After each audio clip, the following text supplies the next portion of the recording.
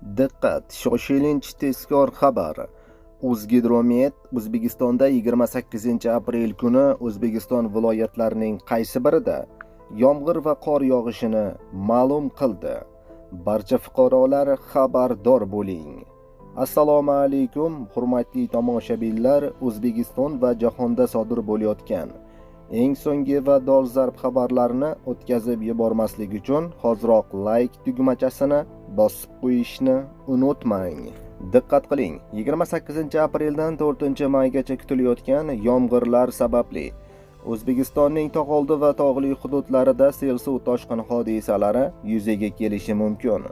Ma'lum qilinishicha, Qashqadaryo, Surxondaryo, Samarqand, Navoiy, Jizzax, Toshkent, Namangan, Farg'ona va Andijon viloyatlarining qator tumanlarida sel suv toshqin hodisalari yuzaga kelishi mumkin.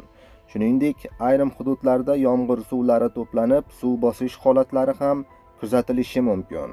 Mutaxassislar tog'oldi va tog'li hududlarda yashovchi fuqarolardan dam oluvchi hamda haydovchilardan ehtiyotkor bo'lishlarini, zarur xavfsizlik choralarini srochniy ko'rishlarini so'ragan deyiladi O'zgidromet xabarida.